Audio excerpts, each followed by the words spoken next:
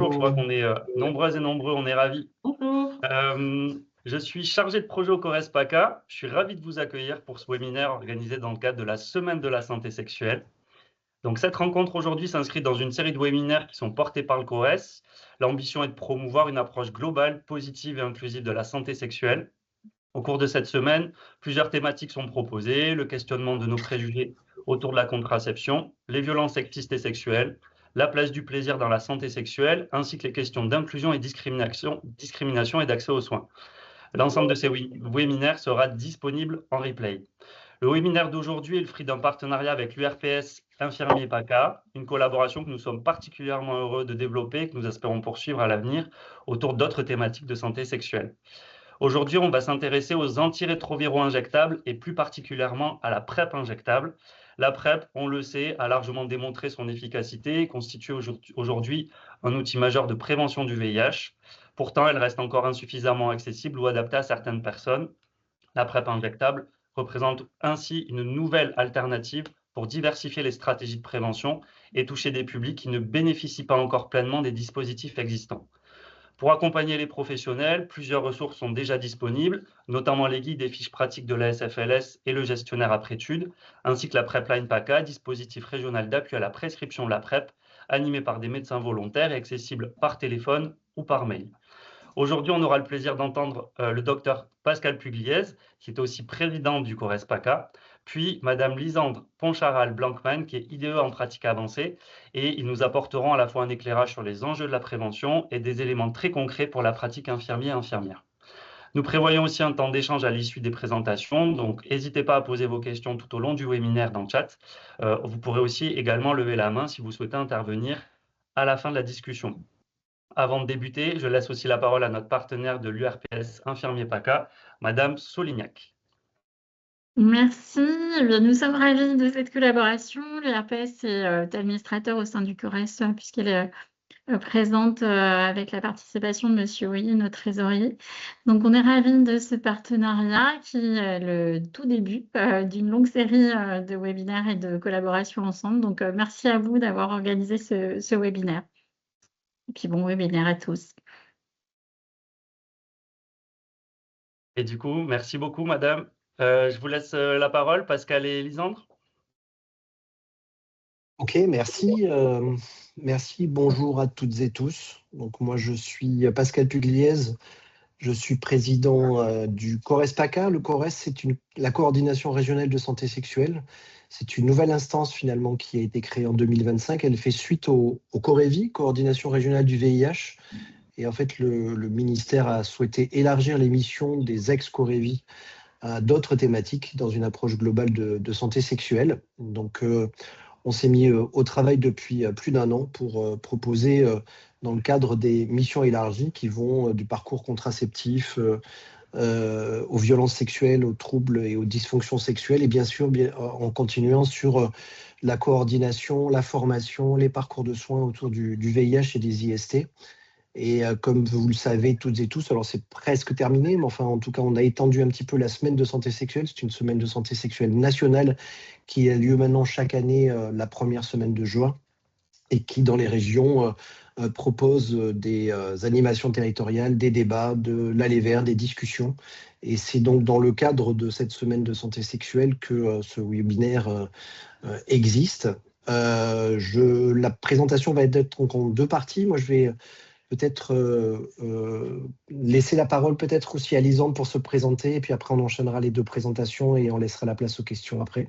Lisandre. Oui, merci Pascal. Donc, bonjour, moi je m'appelle Lisandre, je suis donc en fin de formation de pratique avancée, donc infirmière.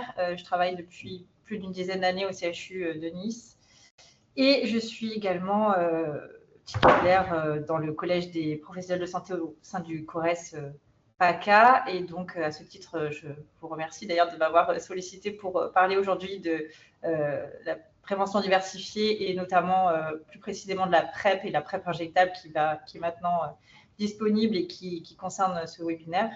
Et je vous remercie d'être aussi nombreux, de vous être connectés. C'est très bien d'avoir autant de personnes qui s'y intéressent. Voilà, donc je laisse la parole à Pascal pour commencer, puis moi je reprendrai après le relais pour les questions plus pratiques disons, sur la PrEP injectable. Vas-y, Pascal. Merci beaucoup. J'espère que vous voyez mon écran. Est-ce que c'est OK pour tout le monde? C'est OK. Oui, pas. Très bien. Alors, Stéphane, moi, je vais aller un peu au-delà de la prévention et de parler aussi des antirétroviraux injectables au sens large du terme, hein, parce que comme vous le verrez dans la présentation, bien évidemment, la PrEP, et on entendra et on rappellera ce que c'est pour les personnes qui sont présentes aujourd'hui. On a maintenant une PrEP injectable, mais on a aussi depuis quelques années des antirétroviraux pour les personnes vivant avec le VIH, et je parlerai aussi de cet abord-là, parce que probablement que dans vos soins actuellement, vous êtes plus confrontés à la prise en soins et aux injections chez les patients vivant avec le VIH que chez les personnes sous PrEP. Je n'ai pas de conflit d'intérêt pour cette présentation. Alors, le fil rouge de cette présentation, on a souhaité vous faire un rappel d'abord sur la situation épidémiologique du VIH en 2026. Où est-ce qu'on en est de l'épidémie en France et en PACA? Parce que, on communique moins sur le VIH, sauf aux alentours du 1er décembre, qui est la journée mondiale de lutte contre le sida. Et finalement, au quotidien, peut-être que les acteurs et actrices du soin sont moins informés, d'où des évolutions et des progrès thérapeutiques. On abordera, comme je vous l'ai dit, ce qu'on appelle la prévention combinée, c'est-à-dire les différents outils qu'on a à notre disposition. Je ferai un focus effectivement sur les antirétroviraux injectables, à la fois curatifs et préventifs, et voir ce que ça change. Et puis on abordera aussi, comme on souhaite désormais aborder avec tous les professionnels de santé, la partie de sérodiscrimination, puisque vous verrez que finalement, on a fait beaucoup de progrès, mais pas forcément dans ce domaine-là. Il est important pour nous et pour les acteurs du CORES de pouvoir aborder la sérophobie et la sérodiscrimination. Et donc j'essaierai de vous proposer ce qui change pour vous effectivement par rapport à cette présentation et ce qui peut changer dans votre activité professionnelle. Alors en premier lieu, l'épidémie du VIH, on peut considérer qu'elle n'est pas finie, mais la fin en tant que problème de santé publique est possible. L'ONU-SIDA et la stratégie nationale de santé sexuelle ont fixé à 2030 le fait d'atteindre ce qu'on appelle les objectifs 3,95, c'est-à-dire de faire en sorte que 95% des personnes connaissent leur séropositivité, que 95% d'entre elles reçoivent un traitement antirétroviral et que 95% d'entre elles ont une charge virale durablement indétectable. Et avec ces trois conditions-là, on peut, si ce n'est pas faire disparaître l'infection par le VIH, mais en tout cas faire en sorte que les nouvelles contaminations et les transmissions soient moins importantes, soient moins un problème de santé publique. Mais comme je l'ai dit souvent, au-delà de 2030, on a un peu plus de 140 ou 160 000 personnes vivant avec le VIH en France, et on va bien évidemment les accompagner dans le soin et dans les traitements bien au-delà de 2030. Et donc la France et PACA, bien évidemment, ont tous les outils pour y arriver. Je vais vous les détailler un petit peu plus loin. On parlera du dépistage, du VIH, bien évidemment, du traitement comme outil de prévention. Alors il y a des acronymes et je m'en excuse, on va essayer de les détailler au fur et à mesure. Ce que les anglo-saxons appellent le TASP, c'est-à-dire traitement comme outil de prévention. Ça veut dire quoi? Et je le répéterai plusieurs fois, ça veut dire qu'une personne séropositive, quand elle est mise sous traitement, et qu'elle a une charge virale indétectable, ce qui survient maintenant avec les traitements très très rapidement, eh bien on sait, avec plusieurs études, ont montré que cette personne qui a une charge virale indétectable ne transmet pas le virus. C'est ce que les anglo-saxons disent U égale U, indétectable égale intransmissible. En français, c'est I égale I. Et donc on a aussi cet enjeu, bien évidemment, de mettre les personnes sous traitement le plus rapidement possible pour pas qu'elles évoluent dans la maladie, mais aussi pour qu'elles ne transmettent pas le virus. Et bien évidemment, c'est de maintenir les personnes vivant avec le VIH dans les soins et sous traitement. On parlera aussi du traitement post-exposition, c'est-à-dire la possibilité de donner des traitements en trithérapie si on a un accident d'exposition sexuelle et au sang. J'expliquerai, je ferai un focus sur l'exposition au sang. Et puis ce qu'on a, donc, on va dire le dernier outil le plus récent depuis 2016, la prophylaxie pré-exposition, qu'on appelle la PrEP VIH, et qui est la possibilité de donner des traitements avant de s'exposer, notamment en cas d'exposition sexuelle, un peu comme on prend des traitements prophylactiques anti-PLUD1 quand on part dans des pays qui sont des zones où on peut éventuellement être piqué par les moustiques. Et donc, Pour rappel, effectivement, pour votre pratique, vous êtes vraiment en première ligne à la fois du dépistage, de la prévention et du maintien dans les soins pour aborder effectivement la prévention combinée. Et puis avec les patients que vous avez probablement tous les jours dans les soins, eh bien, pour certains d'entre eux qui sont un peu en rupture de soins, les personnes vivant avec le VIH, de rappeler l'importance effectivement que ces personnes-là soient suivies, soient traitées et indétectables, à la fois pour leur propre santé et bien évidemment la santé et l'exposition de leur entourage. Alors, quelques chiffres, il n'y en a pas beaucoup, je crois qu'il n'y a qu'une seule diapositive. On a à peu près 13 500 personnes en PACA qui vivent avec le VIH. On appelle ça PVIH, personnes vivant avec le VIH. Donc, c'est les sources amélie qui sont en ALD7. C'est une maladie qui a déclaration, qui fait l'objet d'une ALD. On a eu en 2024 333 nouvelles découvertes de séropositivité. C'est à la fois peu et encore trop. À partir de là, on a des modèles épidémiologiques qui estiment l'incidence, c'est-à-dire quels sont le nombre de personnes qui probablement s'infectent chaque année. Et on estime en 2024 qu'ils étaient au nombre de 2017. Et puis on peut aussi, au vu des données qu'on a, comptabiliser ou estimer le nombre de personnes qui ignorent leur diagnostic. Et en PACA, en 2024, on estimait à peu près 619 personnes qui étaient porteurs du virus, mais qui ne le connaissaient pas. Et bien évidemment, c'est cette population-là qui va transmettre le virus, puisque, encore une fois, la plupart des personnes qui sont diagnostiquées et prises en soins et mises sous traitement ont une charge virale indétectable et ne transmettent pas le virus.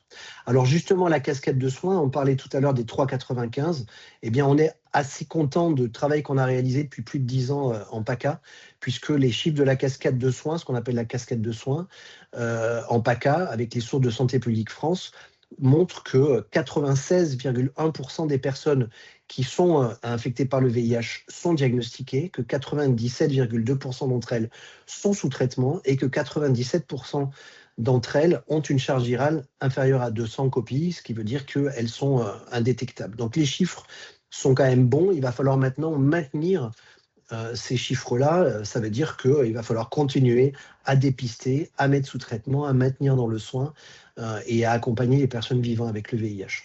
Alors, sur les nouvelles découvertes, au nombre de 233, pour avoir un profil un petit peu des personnes, ça reste pour près de la moitié des hommes qui ont des relations sexuelles avec d'autres hommes. C'est aussi pour près de la moitié des personnes qui sont nées à l'étranger. Ce n'est pas des personnes qui arrivent avec leur infection par le VIH, puisque pour les personnes nées à l'étranger, il y a un chiffre qui est très important, c'est les chiffres nationaux. C'est que la contamination survient après l'arrivée sur le territoire dans près de la moitié des cas. Ça veut dire que des gens qui arrivent avec leur séropositivité, elles sont, je ne vous donnez pas le chiffre là, mais elles sont avec le système de dépistage, finalement à l'arrivée des nouvelles personnes sur le territoire, elles sont très rapidement dépistées. La plupart connaissent aussi leur statut, certains non, mais en fait, à l'arrivée, ça fonctionne très bien. Et par contre, effectivement, après, pour des conditions de vulnérabilité, pour tout un tas de raisons, dans les 10 années ou 15 années qui suivent l'arrivée sur le territoire, eh bien, il y a une fragilité, une vulnérabilité qui fait que souvent les personnes, la plupart des gens qu'on voit arriver séropositifs dans les soins, c'est des gens qui sont primo-arrivants sur le territoire depuis quelques années. Voilà, et un dernier chiffre, pour plus vous embêter avec ça, quand même, c'est que le délai estimé entre la contamination et le diagnostic, c'est 1,7 ans. Alors, les modèles précédents montraient plutôt aux alentours de 3 ans, ce qui veut dire que c'est à la fois bon et à la fois on doit faire mieux, parce que bien évidemment, c'est dans ce délai de 1,7 ans en médiane que les gens ignorent leur séropositivité, vont continuer à avoir des rapports sexuels non protégés et vont pouvoir éventuellement transmettre le virus. Et donc ça fonctionne par le fait de répéter, bien évidemment, les tests de dépistage. Voilà pour les chiffres. Donc les 3,95, on peut dire qu'ils sont atteints en PACA, et pourtant, je voulais vous dire qu'effectivement, les objectifs 2030 se jouent là aussi où la casquette de soins ne regarde pas. Et donc, du coup, dans cette partie dépistage, eh bien, on a encore beaucoup de diagnostics tardifs, c'est ce que je vous ai dit à l'instant. 22% des dépistages, des diagnostics qu'on fait, eh bien, se font chez des personnes qui sont à un stade avancé, pas forcément au stade SIDA, mais quand même un stade immunitaire qui est avancé. Et ce chiffre est malheureusement stable depuis 5 ans. Et donc, effectivement, une des stratégies, c'est d'étendre je vais le rappeler tout à l'heure, le tester, dépister et maintenir, lier les personnes vers le soin pour pouvoir les traiter et avoir une charge virale rapidement indétectable. C'est aussi la PrEP orale, on en parlera tout à l'heure sur la PrEP, mais effectivement, c'est la possibilité de donner de la PrEP à des personnes qui s'exposent mais qui sont séronégatives. Eh bien, en France, il y a simplement 6% des personnes sous PrEP qui sont des femmes hétérosexuelles, alors que globalement, elles concentrent 16% des contaminations évitables. Donc on voit bien effectivement qu'on a une population, notamment chez les femmes hétérosexuelles, qu'on doit mettre sous PrEP, à qui on doit proposer la PrEP. Et en fait, parce qu'elles ignorent, parce que les professionnels de santé aussi ignorent l'existence de la prophylaxie pré-exposition, ou ne posent pas les bonnes indications, eh bien, il y a encore un retard d'utilisation de la PrEP chez les femmes hétérosexuelles. C'est le cas aussi des hommes qui ont des relations sexuelles avec d'autres hommes jeunes, des personnes précaires, je vous montrerai aussi tout à l'heure, plus exposées, plus éloignées des grandes agglomérations et qui n'utilisent pas la PrEP et qui sont effectivement des personnes cibles pour une infection très rapidement, effectivement.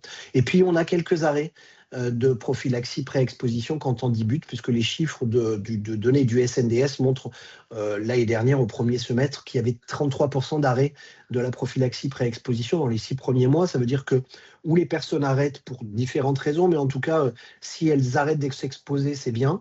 Enfin, en tout cas, elles n'ont pas besoin de PrEP, mais si effectivement elles sont toujours exposées, ça pose un souci. Et donc, il y a des personnes qui ne sont pas oubliées dans ces 3,95. C'est les femmes en situation de vulnérabilité, je le dirais. C'est aussi les personnes migrantes précaires et vulnérables qui arrivent souvent dans des conditions de fragilité et de vulnérabilité qui font qu'elles sont beaucoup plus exposées. Et c'est aussi les personnes vieillissant avec le VIH pour les maintenir dans les soins, pour l'accompagner aussi dans leur comorbidité. Et donc, en pratique, votre maillage territorial peut vraiment atteindre ces personnes qui ne sont pas forcément toujours visibles au dispositif hospitalier. Alors, la prévention diversifiée, vous avez ici le petit pictogramme que j'aime bien de aide qui mentionne effectivement toutes les stratégies, sauf celle que je n'ai pas annoncée ici, qui est la réduction des risques chez les usagers de drogue, parce que bien évidemment, elle est plus ancienne. Depuis plus de 20 ans, il y a des échanges de seringues, il y a du dépistage répété chez les usagers de drogue injectable, et c'est tant mieux, ce qui fait que finalement, le taux de contamination et d'infection chaque année est très très faible. Mais on a eu un warning l'année dernière sur un cluster, c'est-à-dire un groupe de personnes usagers de drogue qui s'est infecté dans la région niçoise, et ce qui nous a rappelé d'une part qu'il ne fallait absolument pas relâcher la pression sur le dépistage répété des usagers de drogue injectable concernant le VIH et le VHC et vaccinés contre le VHB, mais aussi que ces personnes-là pouvaient être mises sous prophylaxie pré-exposition. Alors peut-être qu'avec la PrEP injectable qui arrive, ce sera probablement un levier beaucoup plus important que la PrEP orale qu'on avait jusqu'à présent. Alors je rappelle rapidement la prévention diversifiée. En premier lieu, bien évidemment, les préservatifs, des préservatifs externes ou internes. Je rappelle qu'ils sont remboursés à 100% pour les moins de 26 ans, sans ordonnance, et qui sont aussi remboursés sur ordonnance à 65% par l'assurance maladie. Et il m'arrive fréquemment de marquer une ordonnance en marquant préservatif à la demande pendant 12 mois. Et avec cette ordonnance-là, la personne peut aller dans une pharmacie et être pris en charge sur le remboursement à 65% pour ces préservatifs. On a le dépistage du VIH. En multipliant les offres, j'y reviendrai. On a, comme je vous l'ai déjà expliqué, le traitement comme outil de prévention. Donc, dès qu'on dépiste quelqu'un, on va le mettre sous traitement dans les heures ou les jours qui viennent, parce qu'effectivement, on sait que la transmission va être rapidement impossible lorsque la personne aura une charge virale indétectable qui va survenir maintenant dans les semaines ou mois, 3 mois maximum, qui suivent la mise sous traitement antirétroviral. On a le traitement post-exposition, j'y reviendrai. On a la prophylaxie pré-exposition, la PrEP, qui était depuis 10 ans en PrEP orale et qui est depuis quelques semaines en PrEP injectable. Ce que je voulais vous dire aussi, c'est qu'aucun outil ne suffit à lui seul et que c'est la combinaison de tous ces outils qui font qu'on arrive aux chiffres qu'on a et qu'on doit encore augmenter. Voilà, il n'y a pas un outil à part entière. C'est vrai que le dépistage est quand même la clé, puisque vous avez bien vu qu'un dépistage retardé entre contamination et dépistage 1,7 ans, c'est 1,7 ans de risque de transmission chez les personnes. Mais après aussi, bien évidemment, c'est la connaissance de la PrEP, du préservatif, bien évidemment, mais de la PrEP. Et puis, si on a un accident d'exposition, l'utilisation du traitement post-exposition. Alors, le dépistage du VIH, on doit multiplier les offres. C'est ce qu'on a fait. On est un des territoires en PACA, en France métropolitaine, qui avons un taux de dépistage du VIH qui est le plus élevé derrière l'Île-de-France. On peut faire du dépistage de plusieurs manières. Bien évidemment, en laboratoire de biologie médicale, on a été expérimentateur ici dans les années. Vous m'entendez? Oui. Est-ce que tout le monde m'entend? Parce que là, je ne vous vois plus. Oui. Pardon, oui, tout le monde t'entend, oui. Pascal, c'est tout bon. C'était juste un test son pour Lisandre. C'est tout bon. Merci. Ok, merci. Donc, on peut faire du dépistage en laboratoire sur ordonnance, mais surtout sans ordonnance maintenant, puisqu'on a expérimenté en 2022 dans les Alpes-Maritimes l'usage de ce qu'on appelle Vitest. C'est simplement une sérologie VIH comme les autres. Hein. Simplement, on l'a appelée Vitest parce qu'elle est sans ordonnance et sans rendez-vous. Vous vous présentez dans un laboratoire, vous vous dites « je veux un dépistage du VIH ». Si vous avez votre carte vitale ou l'aide médicale d'État, votre carte d'AME, vous pouvez faire un test du dépistage sans problème particulier. Pour toutes et tous. Depuis septembre 2024, c'est rajouté au dépistage du VIH ce qu'on appelle mon test IST, c'est-à-dire qu'au VIH, on rajoute les PCR, tests diagnostiques de gonocoque et de chlamydier, la sérologie syphilis et la sérologie hépatite B. Et ça, elle est prise en charge à 100% pour les moins de 26 ans, mais elle est possible aussi sans ordonnance. Pour les plus de 26 ans, ils vont simplement être pris en charge à 65%. Donc aujourd'hui, quelqu'un qui a un doute sur ses IST, qui a pris un risque. Bien évidemment, il y a d'autres choses à faire avant que d'aller faire un dépistage, mais notamment un traitement post-exposition. Mais on a facilité le dépistage en démédicalisant, si j'ose dire, le dépistage pour permettre effectivement d'avoir des étapes rapides pour pouvoir faire un dépistage. Et donc, c'est le cas avec Vitest et maintenant mon test IST. On peut faire aussi un dépistage dans les centres gratuits d'information de dépistage et de diagnostic. Ça s'appelle des CEGID. Les CEGID sont nés en 2016. Ils faisaient suite au CDAG, Centre de dépistage anonyme et gratuit. Alors, ça peut rester anonyme et gratuit. Alors, c'est gratuit, c'est sans rendez-vous, même si effectivement, il y a des plages d'urgence. Ça peut être anonyme, mais c'est surtout maintenant un centre de soins. Hein. Vous venez, vous pouvez être dépisté, vous pouvez être vacciné, vous pouvez être traité pour une IST, vous pouvez être mis sous prophylaxie pré-exposition. Et ça, c'est effectivement pris en charge puisque c'est complètement financé en fait par l'assurance maladie. Vous avez aussi la possibilité de faire ce qu'on appelle des TROD, hein, vous savez, la petite piqûre au bout du doigt, comme on fait pour un test, pour un dosage de glycémie, par exemple, les tests rapides d'orientation diagnostique. Ils sont disponibles et souvent utilisés par les associations qui font de l'aller vers les publics exposés, mais on a des utilisations aussi dans les structures d'exercice coordonné, dans les centres de prise en charge des personnes usagées de drogues injectables, et puis on a même un pilote en PACA Est sur la CPTS Riviera pour faire des TROD en pharmacie d'officine. Et puis, on a les autotests qui sont la même chose, mais c'est fait par l'usager lui-même, qui sont disponibles en vente en pharmacie, aussi en libre accès, souvent remis aussi par les associations d'usagers. Et donc, tout ça fait qu'on enchaîne par ce que je vous ai expliqué, le tester et dépister, et traiter, parce que effectivement, l'objectif, c'est que dès qu'une personne est dépistée positive, on va les mettre dans le soin le plus rapidement possible. On n'a plus besoin maintenant d'attendre des semaines pour avoir des bilans biologiques qui montrent si on est résistant à tel ou tel médicament, parce que les traitements sont tellement puissants maintenant et efficaces que finalement, quand on prend en charge la personne, moi, il m'arrive fréquemment je la vois le jour même et je débute un traitement antirétroviral. Et donc pour ça, on a créé ce qu'on appelle une navigation vers le soin spécialisé. En PACA Est, en fait, ça a été mis en place à Nice et dans le département des Alpes-Maritimes. Les associations, le CEGID, la PAS, les médecins, les biologistes surtout, ont un numéro dédié. Ils nous appellent, j'ai une découverte de séropositivité.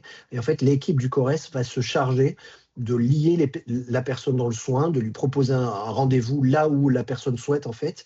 C'est bien évidemment dans un service spécialisé et va s'assurer que la personne est bien arrivée dans les soins. En PACA Est, maintenant, près de la moitié des découvertes sont adressées par la navigation du CORES et on prévoit l'extension en fait, de cette navigation en 2026 pour l'ensemble de PACA. Donc, pour votre pratique, proposez le dépistage devant tout risque, hein, une IST. J'imagine que quelqu'un, quand vous faites une injection d'extensive pour une syphilis, la personne a déjà eu un test de dépistage, mais c'est bien de lui rappeler aussi, en cas de désir de grossesse, c'est les recommandations, bien évidemment HAS, en cas de mise sous contraception, bien évidemment en cas d'IVG, de viol ou d'agression sexuelle. quand il y a des femmes en situation de vulnérabilité, des signes aussi individuels d'exposition à risque, hein, quelqu'un qui a une IST effectivement par exemple, quelqu'un qui vous dit qu'elle ne met pas systématiquement des préservatifs, qu'elle a plusieurs partenaires, qu'il ou elle a plusieurs partenaires. Des facteurs populationnels aussi, comme je vous l'ai dit, hein, personne qui est originaire d'Afrique subsaharienne ou d'Europe de l'Est, on sait que c'est des territoires où la prévalence du VIH est très très élevée. Et donc, du coup, on est plus enclin à proposer, bien évidemment, une approche de prévention combinée et de rappeler le dépistage dans des populations qui sont originaires de pays à forte endémie. Et donc d'orienter ces personnes vers les offres dédiées en cas de doute ou simplement vers le laboratoire d'à côté, hein, qui peut permettre de faire un VITEST ou un MONTEST IST sans problème particulier. Je le redis, le traitement comme outil de prévention, I égale I, quelqu'un qui a une charge virale indétectable et ne transmet pas le virus sexuellement, mais il ne transmet pas le virus aussi, même en cas d'exposition sanguine, on le verra tout à l'heure. Hein. Donc, une personne sous traitement ne transmet pas le VIH. Ça veut dire qu'il n'y a pas de risque de transmission sexuelle, que le risque d'enfant, le désir d'enfant est possible naturellement, qu'il n'y a pas de précaution particulière dans les soins. Et ce que ça change, bien évidemment, pour les personnes vivant avec le VIH, c'est la charge mentale, la libération du poids de la peur de transmettre. C'est un outil qui est majeur à communiquer parce que c'est un outil majeur contre la sérophobie. La sérophobie est pour un levier de prévention populationnelle. Donc il faut connaître et diffuser la notion de I égale I parce que c'est désamorcer beaucoup de discriminations qui surviennent encore et j'en parlerai un peu plus tard. Le traitement post-exposition, donc c'est effectivement, si on a pris un risque, la possibilité, idéalement dans les 4 heures, mais on peut aller jusqu'à 48 heures, d'évaluer son risque et de débuter éventuellement un traitement antirétroviral. C'est une trithérapie qu'on va mettre en place pendant 28 jours. Ça se prescrit, ça se délivre, en tout cas un kit d'urgence pour les 5 premiers jours de traitement aux urgences hospitalières. Ça se prend en charge dans les services de maladies infectieuses ou maintenant dans les CEGID, dans les horaires d'ouverture. Et il est prévu effectivement dans la stratégie nationale de santé sexuelle que ce traitement de post-exposition puisse être aussi prescrit par des médecins généralistes et délivré, les kits de délivrance délivrés en pharmacie d'officine. Il y a un suivi qui est maintenant allégé. Et donc, devant un accident d'exposition, une exposition sexuelle à risque, ou un viol ou une agression, il faut vraiment essayer de conseiller d'orienter sans délai vers les urgences ou un service spécialisé. Alors, je vous donne ici les recommandations. Je ne vais pas rentrer dans les détails. Ça a beaucoup évolué, ça s'est beaucoup simplifié pour vous dire que là, c'est les personnes sources. Donc, effectivement, quand une personne source est un homme qui a des relations sexuelles avec un autre homme ou une personne transgenre et que cette personne a eu avec la personne exposée un rapport anal insertif ou réceptif ou un rapport vaginal, le traitement post-exposition est recommandé. Il est recommandé aussi quand les personnes sont originaires d'un pays à forte endémie ou des personnes qui font du sexe en groupe ou qui consomment des produits psychoactifs parce qu'on sait qu'effectivement, il y a une prévalence et une incidence plus élevée du VIH dans ces populations-là. Et vous voyez, tout le reste, c'est des indications qui sont à discuter et on a beaucoup de traitements post-exposition, de situations qui sont non recommandées, notamment pour tout ce qui concerne les rapports urogénitaux ou aussi les projections cutanées ou muqueuses ou sécrétions génitales, où les traitements ne sont vraiment pas recommandés parce que les études montrent qu'effectivement, il n'y a pas de risque. On a un outil qui s'appelle Sexpose, je vous ai mis ici le QR code. Quand vous allez sur un site web, il vous pose exactement les questions. En fait, c'est fait pour les usagers, mais aussi pour les professionnels de santé. Il déroule les questions sur le niveau de risque et propose de vous dire si oui ou non il y a un traitement post-exposition qui est recommandé. Et ça, c'est les indications après exposition au sang, hein, ça vous concerne. Là, on a les personnes sources. Le traitement post-exposition est recommandé lorsque la personne source, quand vous vous piquez, vit avec le VIH et avec une charge virale supérieure à 50 copies. Je vous ai montré tout à l'heure que 97% des personnes qui vivaient avec le VIH et qui étaient traitées avec une charge virale indétectable. Donc en fait, la situation de rencontrer quelqu'un qui a une charge virale détectable vivant avec le VIH est quand même très très faible maintenant, mais dans ces conditions-là, et en cas de piqûre profonde ou de coupure, le traitement post-exposition est recommandé.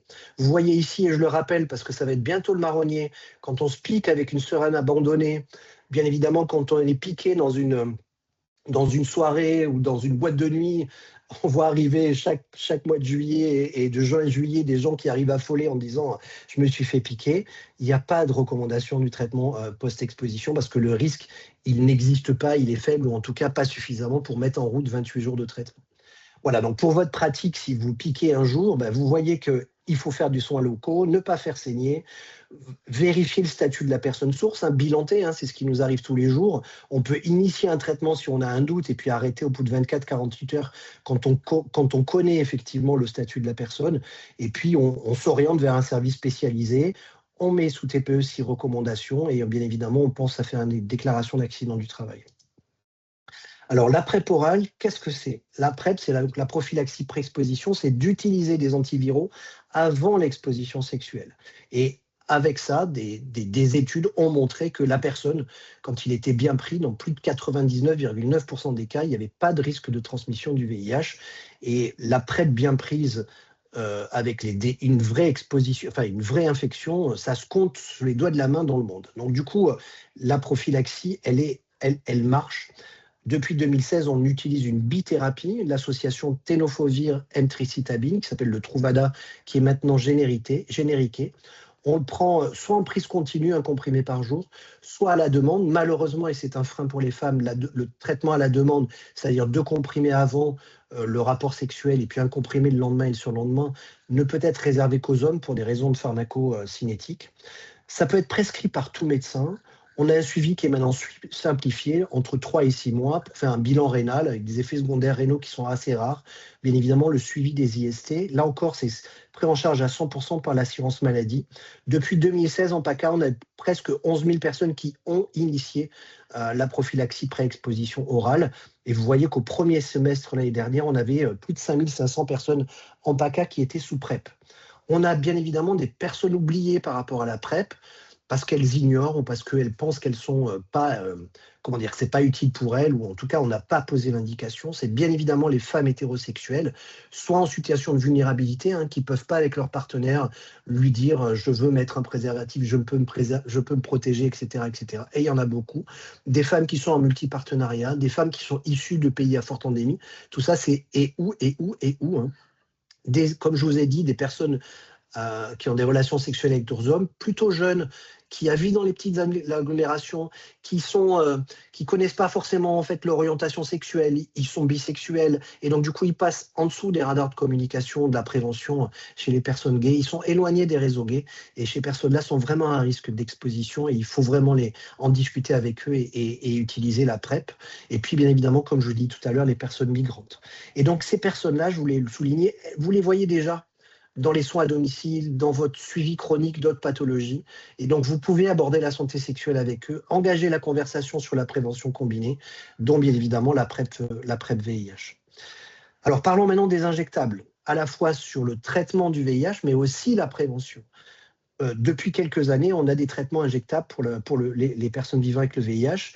Les avantages, bien évidemment, c'est la fin du quotidien, la charge mentale qui est bien moins importante pour des gens qui ont été traités et qui ont pris plusieurs comprimés pendant plus de 20 ans. C'est aussi de la discrétion, il n'y a pas de boîte de médicaments chez soi, ou dans le sac, ou on voyage. Il y a des gens effectivement qui ne peuvent pas informer l'entourage, qui ont besoin d'un traitement antirétroviral et donc les comprimés, c'est un frein. Et puis évidemment, c'est une meilleure observance puisqu'il y a une injection qui est programmée toutes les 8 semaines, qui est pilotée par une soignante ou un soignant, par vous aussi. Et donc, il y a l'utilisation des antirétroviraux injectables en curatif et en préventif. Alors, vous voyez ici, c'est des données qui ne sont pas publiées, d'une cohorte qui s'appelle DATEDS, qui regroupe près de 50 000 personnes vivant avec le VIH en France, des données de février 2026. Et vous voyez que sur le top 10 des traitements antirétroviraux, ça représente 86% des personnes qui sont traitées dans cette cohorte-là. Et bien, vous voyez qu'ici, la 4e ligne, en fait, la plus fréquente, ça s'appelle Recambis Vocabria, c'est une bithérapie, et c'est bien les traitements injectables dont je vous parle actuellement. Donc, c'est déjà la 4e ligne utilisée, ça représente que 6% des patients traités, mais vous en avez de plus en plus. La première ligne restant des traitements en un comprimé, des trithérapies, mais pas que. Biktarvy, par exemple, qui est la plus utilisée, c'est une trithérapie, mais le Dovato, c'est une bithérapie. Maintenant, les traitements sont tellement puissants que finalement, parfois, 2 traitements suffisent. C'est le cas du Dovato, c'est le cas du Recambis Vocabria, c'est le cas du Juluca. Et donc voilà, c'est une réalité. Les traitements injectables chez les personnes vivant avec le VIH, c'est une réalité qui est maintenant bien présente. Lisande vous en parlera après. On fait une injection d'initiation. On fait une deuxième injection. Donc, c'est 2 injections à faire. Hein. Une intramusculaire dans chaque fesse. Pour les personnes vivant avec le VIH, il y a une deuxième injection au bout du 1er mois. Et après, on va faire une injection toutes les 8 semaines. Et donc, chez des personnes, c'est indiqué chez des personnes qui sont au succès virologique. On ne peut pas les mettre initialement. Il faut avoir une charge virale indétectable. Et après, on switch d'un traitement oral vers un traitement injectable. Et donc, ce que ça change pour eux, c'est un rendez-vous toutes les 8 semaines avec un soignant. Et puis après, une consultation semestrielle, voire annuelle, avec le spécialiste pour vérifier que tout va bien. Et donc là, je voulais souligner que vous êtes vraiment au cœur du parcours. Hein. Les injections sont possiblement à domicile ou à votre cabinet pour les infirmières libérales. Il faut rappeler effectivement le calendrier. Vous allez voir qu'il y a une fenêtre effectivement d'injection qui est plus ou moins 7 jours autour de la date prévue. Bien évidemment, être en lien avec le service spécialisé et alerter s'il y a un retard d'injection, parce que dans ces conditions-là, je ne vais pas rentrer dans le protocole, mais on peut retourner temporairement sous traitement oral jusqu'à un certain moment. Après, on est obligé de repartir sur le début du protocole avec une injection J0M1. Mais donc, du coup, il y a une prise en charge à faire s'il y a un retard d'injection. Et pour le préventif, donc je vous ai parlé de la PrEP orale depuis 10 ans, et depuis effectivement 3 mois, on a maintenant la PrEP injectable. En fait, c'est la même chose. En fait, le traitement qui s'appelle Vocabria, c'est du cabotegravir. Et en fait, le cabotegravir est sous un autre nom pour la PrEP injectable qui s'appelle l'Aprétude. Et donc là aussi, c'est pareil, on fait une première injection, puis un rappel, une injection. Donc il n'y a qu'une injection intramusculaire au bout du 1er mois. Et puis après, on va faire une injection toutes les 8 semaines. Il y a une flexibilité autour de la date prévue qui est plus ou moins 7 jours. Et ce qui est important aussi de souligner, c'est que si la personne décide d'arrêter le traitement, en fait, comme c'est une molécule qui a une longue durée d'action, on s'est rendu compte que pendant plusieurs mois, la molécule était présente dans l'organisme, mais ne suffisait pas à prévenir l'infection. Et donc, pendant 12 mois, il est vraiment recommandé de suivre et d'utiliser un autre moyen de prévention après l'arrêt du cabotegravir, si effectivement elle décide d'arrêter. Alors, quelles sont les indications de la PrEP injectable? C'est avant tout les personnes pour qui la PrEP orale n'est pas envisageable dans la durée. Je vous parlais des femmes parce que les femmes sont obligées jusqu'à présent de prendre un traitement tous les jours. Quand on a exposition une fois par semaine ou de temps en temps, la PrEP continue, c'est quand même beaucoup plus contraignant, alors que là, l'injectable, c'est finalement beaucoup plus facile. Bien évidemment, les problèmes d'observance. En cas de vulnérabilité sociale, je parlais tout à l'heure des usagers de drogue injectable, d'instabilité, des situations de prostitution, de violence ou de stigmatisation. Je pense que c'est quelque chose qui permet effectivement d'avoir une prévention qui ne se voit pas, entre guillemets.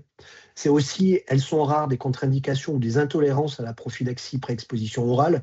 Il y a quelques insuffisances rénales ou altérations rénales, je ne vais pas rentrer dans les détails, ou des troubles de l'absorption qui éventuellement diminueraient l'absorption de la PrEP orale. Voilà, donc je rappelle que le calendrier est strict et donc il y a un rôle de tout le monde, mais votre rôle de planification et de relance qui est central. Alors pour aider, on a créé des outils, la Société française de lutte contre le sida a créé des outils qui permettent effectivement de faciliter les choses. Je vous montre ici là, voilà, c'est quelque chose qui est disponible en ligne, on donnera aussi le QR code. Vous avez, vous décidez qu'aujourd'hui on fait la première injection et en fait ça va vous générer tout de suite le calendrier avec la fenêtre acceptable, plus ou moins 7 jours pour programmer effectivement les soins. Et puis, ça peut vous éditer le document, ce qui vous permet d'imprimer et de donner au patient. Et puis, on a aussi des outils décisionnels pour dire, bon voilà, il a loupé l'injection, c'était la deuxième à plus de 10 semaines, il n'a pas eu de relais par la PrEP orale. Et donc, du coup, quelle est la recommandation? Vraiment, on est dans une situation d'un traitement post-exposition possible. Et donc, on va l'orienter effectivement vers un CGID pour lui proposer une trithérapie pendant 28 jours. C'est par exemple, ça peut être le cas quand vraiment l'observance n'a pas été bien réalisée, en s'assurant bien évidemment qu'il y a une absence d'infection VIH en faisant les examens biologiques qu'il faut. Donc, voilà pour pour la PrEP injectable. Et donc, vous êtes vraiment au cœur des parcours injectables, à la fois sur l'injection, Lisande va vous en parler, sur la surveillance, sur la coordination, effectivement, et on va essayer de mettre en place au niveau du CORES des RCP régionales pour faire le lien, et essayer de faire le lien entre la ville, l'hôpital, les CJ, les pharmaciens, les infirmiers et les médecins prescripteurs. Et puis, c'est de maintenir effectivement dans les soins, en rappelant, en faisant l'accompagnement et le repérage des ruptures de soins. Donc franchement, je vous le dis très clairement, sans vous, il n'y a pas de déploiement réel des antirétroviraux injectables qui soit à la fois curatif et préventif. Et donc du coup, c'est une des raisons pour laquelle le CORES, PACA et l'URPS essayent de construire ce maillage avec vous. Voilà, pour terminer, donc on a fait 45 ans d'efforts, il y a 45 ans d'épidémie de VIH, on a fait 45 ans de lutte contre la maladie, 45 ans de progrès, très clairement des progrès thérapeutiques en termes d'efficacité, de tolérance, de simplification, vous l'avez vu, avec les formes orales et les formes injectables, avec une espérance de vie proche de la population générale. Maintenant, quand quelqu'un s'infecte à 25 ans, son espérance de vie, elle est celle de quelqu'un qui n'est pas infecté à 25 ans, avec des droits aussi des usagers et des usagères, et puis aussi, il faut le dire, avec l'accès aux soins en France, puisque la prise en charge à la fois du dépistage, de la PrEP, des traitements curatifs, c'est quand même une chance d'avoir, et je le redis souvent, d'avoir la possibilité. Il faut prendre soin finalement de cet accès aux soins. Et puis c'est la prévention combinée, comme on l'a dit, avec le dépistage qui est à faire et à refaire et à répéter quand on est exposé, et tous les autres outils. Donc on a fait 45 ans de beaucoup de progrès, sauf sur la sérodiscrimination et la sérophobie. C'est ce que disait un joueur de rugby célèbre qui était capitaine de l'équipe du Pays de Galles, qui a informé de sa séropositivité et qui souvent dit que le regard change par rapport à... C'est une star et en même temps, il y a toujours ce recul par rapport à la séropositivité. Et je pense que c'est le chaînon manquant peut-être pour atteindre les objectifs de 2030. Et donc, c'est pas spécifiquement pour vous. J'en parle avec toutes les personnes avec qui on travaille en soins primaires ou des gens qui ne sont pas à même, qui ne travaillent pas au quotidien avec les personnes séropositives. Il y a plusieurs choses pour lutter contre la stigmatisation. Et les mots sont vraiment importants. Par exemple, on évite de parler de séropositif seul, parce que sans contexte, séropositif à quoi? Vous pouvez être séropositif à l'hépatite C, par exemple. Et donc, on parle plutôt de personnes vivant avec le VIH. On appelle ça PVIH pour raccourcir, mais c'est vraiment les personnes vivant avec le VIH. C'est neutre, c'est pas réducteur. On ne parle pas de victimes de sida, encore moins de sidaïques, parce que c'est d'abord, je vous rappelle que moins de 20% des personnes qui vivent avec le VIH actuellement ont une pathologie classée au stade sida. On les prend très tôt, ils sont traités, leur immunité est normale. On parle simplement d'infection à VIH plutôt que de sida pour la maladie au stade actuel. On ne parle pas de porteur sain, parce que c'est un terme inexact et qui peut être stigmatisant, ça veut dire on est porteur. On parle de charge virale plutôt indétectable, plutôt que guéri ou malade.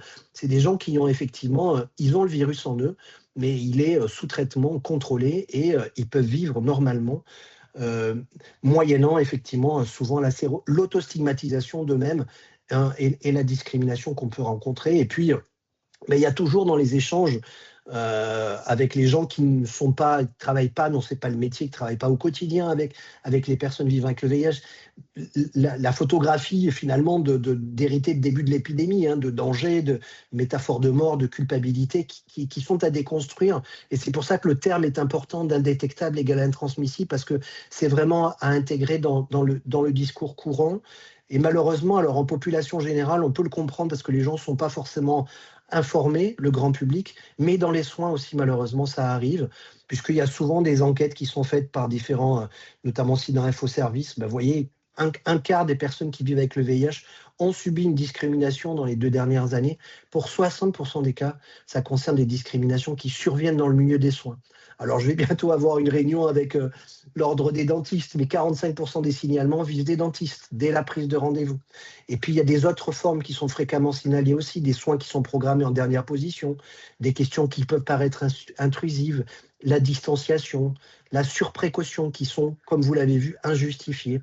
Et dans ce que les soignants et les soignantes peuvent faire concrètement, c'est d'utiliser un langage non stigmatisant, c'est d'éviter toute réaction de surprise ou de distanciation, et puis c'est d'actualiser ses connaissances sur le VIH aujourd'hui, c'est exactement ce que vous êtes en train de faire, et je vous en remercie.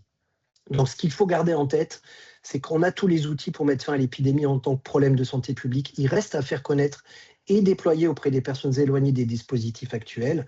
Les antirétroviraux injectables sont une réalité en 2026. L'injectable bimestriel pour le traitement curatif, c'est déjà la 4e association la plus prescrite en France. La PrEP injectable est disponible, et j'ai une faute d'orthographe, depuis mars 2026. Et elle doit vraiment permettre d'atteindre les personnes exposées qui ne bénéficient pas encore de cet outil de prévention. Je pense notamment aux femmes. Vous, infirmières et infirmiers, vous êtes au cœur du déploiement, dans l'abord de la prévention combinée, dans effectivement le suivi des injections, la surveillance, la coordination et le maintien dans les soins, et puis un message sur le I égale I, indétectable et intransmissible. Ça vaut pour vous aussi, hein. Et vu l'épidémie, vous pouvez être rassuré par rapport aux soins que vous pouvez avoir, bien évidemment, aux personnes vivant avec le VIH, mais c'est aussi important pour leur charge mentale à eux, et puis pour la population et le grand public, hein, connaître, diffuser, désamorcer la sérodiscrimination dans les soins. Je pense et je suis persuadé que c'est le chaînon manquant pour aller plus loin et pas banaliser, mais en faire en sorte que l'infection par le VIH soit une pathologie. Je veux dire, tout le monde a publié sur ses réseaux sociaux qu'ils étaient infectés par le Covid, mais quand on dit VIH, c'est une autre chose. Et dernier mot, parce que j'ai toujours cet exemple en tête, de quelqu'un, un patient vivant avec le VIH, qui a bénéficié d'une greffe, vous savez, dans certaines situations, au moment malheureusement d'un cancer, d'un lymphome, on est amené à mettre les personnes en aplasie, et quand c'est comme ça, on a des techniques qui permettent effectivement de faire des greffes avec des cellules qui sont naturellement résistantes au VIH. Et donc en fait, la personne s'est retrouvée, bien évidemment, avec un traitement, avec une chance sur deux, vous décédez parce que c'est quand même très très compliqué, mais en fait, il s'est retrouvé guéri du VIH. On a une dizaine de cas dans le monde. Et cette personne racontait très bien le fait qu'il arrivait dans une unité de soins où à la fois il y avait le regard de compassion par rapport à son cancer, et puis en même temps il y avait la distanciation et un peu le recul par rapport à son infection par le VIH. Et c'était vraiment très très émouvant de voir en lui-même ce qu'il pouvait ressentir par rapport à finalement l'empathie qu'on peut avoir par rapport à telle ou telle situation, et quand ça survient à deux personnes, l'ambivalence par rapport à l'infection à VIH qui reste quand même toujours un frein et qui entraîne souvent un peu une distanciation et une discrimination. Voilà, je vous remercie, et on va laisser place à Lisandre pour la technique d'injection, son expertise sur la prise en soin et les discussions qui suivront. Je vous remercie. Merci Pascal. Du coup, on enchaîne directement et les questions, on les fait après, c'est ça? Oui, je crois, oui. Faire comme ça. Okay. Ouais. Vas-y, on te laisse la place. Je vais essayer de partager mon écran. Et c'est là où je ne suis pas sûre d'y arriver correctement. En plus, je suis désolée, j'ai des soucis avec l'ordinateur sur lequel je suis depuis tout à l'heure, donc c'est pas évident et je ne trouve pas. Je pense que du coup, Stéphane, tu as juste en haut partage. Oui, si tu veux, Lisandre, je fais mon partage d'écran et puis tu commentes les ouais, slides. parce que là, je ne sais pas pourquoi il ne veut pas me partager la fenêtre que je. Ça arrive, t'inquiète. On va faire ça. Ouais, non, parce que là, ouais. C'est pas ma journée avec l'ordinateur aujourd'hui, je crois. T'inquiète pas. Ok, hop, je partage mon écran et c'est parti. Alors là, c'est... Ah, super. On est bon? On est bon. Donc oui, donc moi, du coup, je vais vous parler de la partie plutôt pratico-pratique de l'usage des antirétroviraux injectables qui concerne du coup plutôt les infirmiers libéraux.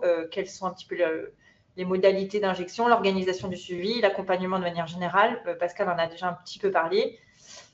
Du coup, pas de diapo suivante, s'il te plaît, Stéphane. Voilà, donc je vais vous faire un bref rappel des généralités sur le VIH parce que je ne sais pas si tous les personnes qui sont connectées aujourd'hui ont les mêmes notions sur la pathologie, sur l'infection.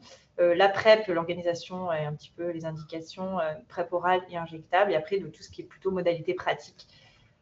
Comment gérer les situations particulières, Pascal aussi en a parlé avec le logiciel qui est sur la SFLS disponible, mais c'est aussi bien d'avoir des petits rappels et donc le rôle et la responsabilité des infirmiers libéraux. Alors, très succinctement, mais juste pour rappeler comment fonctionne l'infection à VIH, le virus du VIH que l'on voit sur la diapo en haut à gauche va pénétrer une cellule qui s'appelle le lymphocyte CD4. C'est, disons, la cible principale du virus.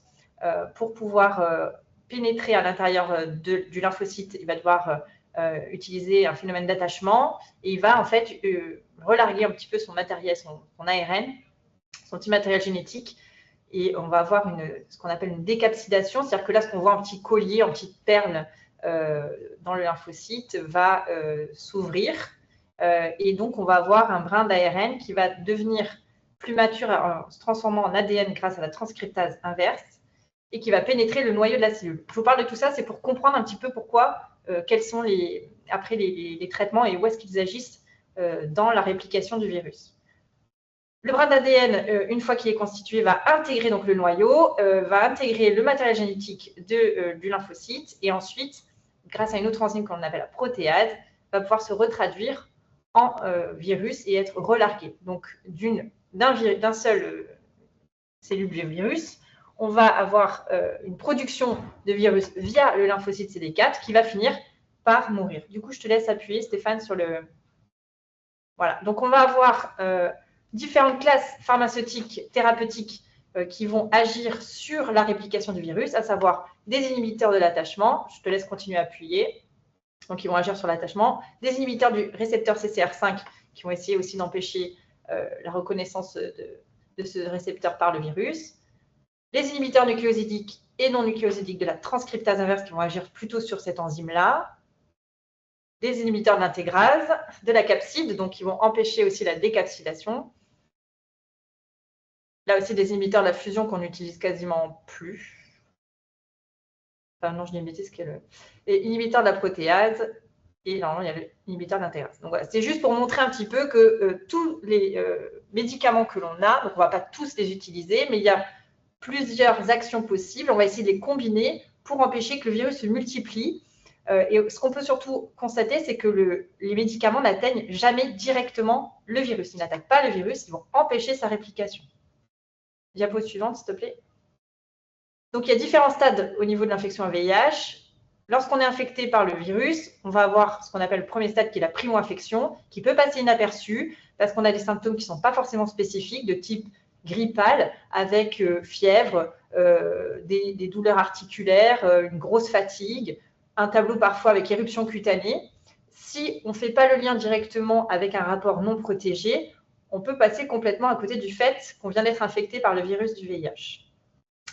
Donc, ce stade dure en général quelques semaines et ensuite, on va avoir une phase de latence qui peut durer plusieurs années. Si on ne se fait pas dépister, on ne sait pas qu'on est séropositif, on garde le virus en soi, le corps arrive à peu près à compenser la perte des lymphocytes, donc on n'est pas symptomatique, on ne se sent pas malade, et c'est là où c'est dangereux parce que si on ne fait pas de test, eh bien, on peut transmettre le virus si on ne se protège pas.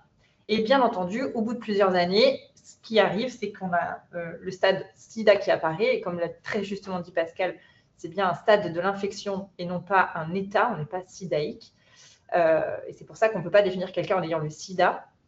Et donc, le stade SIDA, c'est quoi? C'est l'effondrement total des lymphocytes CD4 avec une forte augmentation de la charge virale, et c'est là où apparaissent les maladies opportunistes, et où c'est là où on est symptomatique, et on a des découvertes parfois encore tardives qui se retrouvent hospitalisées avec des pneumocystoses, des toxoplasmoses cérébrales, etc. Donc nous, ce qu'on veut éviter, bien sûr, c'est que les patients, enfin les personnes infectées arrivent à ce stade.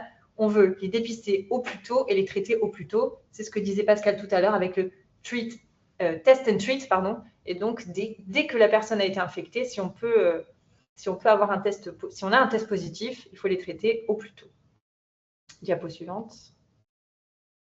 Très succinctement, l'évolution des traitements antirétroviraux. Donc, dans les années 80, on avait des monothérapies qui étaient très toxiques, qui étaient très peu efficaces. Ce qui a vraiment changé la donne, c'est dans les années 90 avec l'apparition des inhibiteurs de la protéase où on a pu associer 3 molécules et où on a une baisse drastique de la mortalité des personnes infectées par le virus du VIH.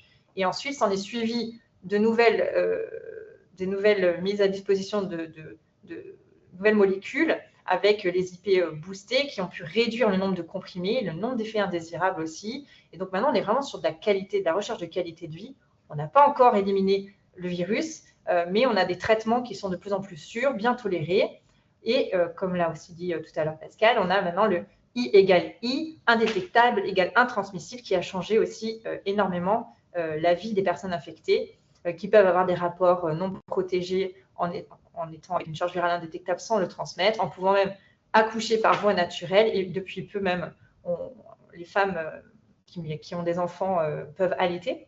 Voilà, donc ça c'est vraiment une avancée qui est extraordinaire, avec un allongement de l'espérance de vie. Et donc, on a eu les débuts de la PrEP qui ont commencé il y a déjà 10 ans, donc c'est pas récent. Et depuis 2022, on a donc des traitements long-acting à disposition sur le marché, donc les fameux injectables qui ont aussi permis, au niveau de la qualité de vie, de ne plus avoir à absorber des médicaments tous les jours. Donc ça aussi, les gens se sentent, comme ils disent souvent, plus malades, ils n'ont plus l'impression de ressentir le poids de l'infection en prenant ce traitement. Ça améliore effectivement aussi l'adhésion thérapeutique et on a des allègements thérapeutiques avec non plus des trithérapies, mais des bithérapies qui fonctionnent très bien. Diapo suivante. Vas-y, appuie, je ne sais pas pourquoi ça... Ouais. Donc voilà, donc je vous l'ai dit, c'est l'association de plusieurs molécules qui fait qu'on va atteindre l'objectif de la diminution de la charge virale jusqu'à être indétectable, donc c'est-à-dire inférieur idéalement à 30 copies, avec donc une restauration de l'immunité, puisque en empêchant le virus de se multiplier, les lymphocytes CD4 vont pouvoir de nouveau être produits par le corps et on retrouve une immunité acceptable si l'infection a été dépistée pas trop tardivement. Donc la première mise de sous-traitement, elle est forcément délivrée par un médecin hospitalier qui va devenir un petit peu le référent du patient, et tous les renouvellements des traitements antirétroviraux peuvent être faits par un médecin traitant. C'est important parce que les patients, des fois, se retrouvent avec une ordonnance périmée et des fois sans traitement et ne savent pas que le médecin traitant est tout à fait en capacité de renouveler ses médicaments. Donc, il ne faut pas hésiter à le dire aux patients si vous en avez qui se retrouvent dans ce cas de figure. Par contre, ce qui est bien, c'est qu'on les voit au moins une fois par an pour faire le suivi et vérifier que tout va bien. Généralement, il faut un bilan biologique tous les 6 mois pour vérifier justement la charge virale, le taux de CD4 et s'il y a aussi un petit peu une toxicité hépatique ou rénale pour voir que tout va bien de ce côté-là. On en profite également pour faire le point sur la prévention et les dépistages des comorbidités chez les personnes vivant avec le VIH. Diapo suivante. On se répète. Alors, la PrEP. La PrEP, c'est fait pour qui? Eh bien, déjà, c'est pour toute personne séronégative au VIH. Il faut avoir un test négatif qui est récent, être majeur ou au moins avoir plus de 15 ans et être en mesure de bien suivre un traitement puisque, comme l'a dit Pascal tout à l'heure, de toute façon, si on ne le prend pas correctement, le risque, c'est d'être infecté. Donc, il faut quand même avoir des capacités et des ressources, qu'elles soient cognitives, sociales, biologiques, etc., pour pouvoir suivre ce traitement dans les meilleures conditions. Ça concerne les personnes qui vont avoir des relations sexuelles à risque. Donc, ça peut être des personnes avec des partenaires multiples, qu'ils soient homo, hétéro, peu importe l'orientation sexuelle. Chez les HSH aussi, qui vont avoir des pratiques à risque. Chez les personnes dont le partenaire a un statut VIH qui n'est pas connu ou qui est positif et qui n'est pas indétectable, donc ça peut être, et je reviens dessus avec le couple sérodiscordant, ou qui a eu des IST récentes. Là aussi, c'est que les rapports ne sont pas protégés. Et donc, il faut penser, quelqu'un qui a eu une syphilis, un gonocoque, un chlamydia positif, qui n'est pas forcément séropositif au VIH, il faut penser à lui parler de la PrEP. Ça, c'est très important. Et dans les contextes de vulnérabilité, donc ça peut être des travailleurs du sexe, ça peut être ceux qui utilisent aussi de la drogue, par injection notamment. Les personnes en situation de migration qui sont souvent infectées aussi par le VIH en étant sur le territoire français et pas forcément en venant avec, comme on pourrait le penser. Et personnes aussi détenues. Diapo suivante, s'il te plaît. Alors, qui peut prescrire la PrEP? Eh bien, ça va être tout médecin formé qui peut être exercé à l'hôpital, en Cégide, en centre de santé ou en libéral. Donc, si un patient n'a pas envie d'aller à l'hôpital pour avoir une ordonnance de PrEP, on peut aller en ville, on peut aller voir un médecin traitant. Il faut juste qu'il soit formé et qu'il accepte de le faire. Et depuis peu, les sages-femmes ont également la possibilité de prescrire la PrEP depuis avril 2025, mais seulement la voie Péros. On peut les faire renouveler par des infirmiers qui sont formés sous protocole de coopération. On en a, nous, au CHU de Nice, et on en a aussi, normalement, de plus en plus dans les Cégides. Donc, on voit quand même, il y a un accès à la PrEP qui peut être assez facile. Il faut juste savoir où orienter la personne qui serait éligible et intéressée par la PrEP. Diapo suivante. Donc, il y a plusieurs types de prise de la PrEP. Donc, par voie orale, on a la prise continue et discontinue. La prise discontinue va être validée uniquement chez les personnes ayant des organes génitaux masculins, puisque l'imprégnation, généralement pour les femmes, n'est pas la même. Et donc, on va plutôt leur proposer une prise continue. Discontinue, ça veut dire qu'on sait plus ou moins quand est-ce qu'il va y avoir lieu un rapport sexuel. On va prendre 2 comprimés dans les 24 heures avant le rapport et jusqu'à 2 heures avant. Donc, c'est 2 comprimés. Le rapport a lieu. Et ensuite, il faut prendre un comprimé 24 heures après. Et encore un comprimé 24 heures qui suivent sur 3 jours. D'accord? Ça veut dire qu'il faut que pour un rapport, il y ait 3 prises de traitement et ça fait 4 comprimés en tout. Donc, ça veut dire que la personne, il faut qu'elle pense à anticiper la prise de la PrEP avant et après. Et que la personne soit bien, on lui explique bien comment la prendre parce que si elle est mal prise, le risque, c'est d'être infectée par le virus du VIH. Diapo suivante. Concernant la prise continue, donc dans ce cas-là, c'est un mode qui est validé seulement pas chez tout le monde, mais principalement pour les femmes aussi qui ont des organes génitaux féminins.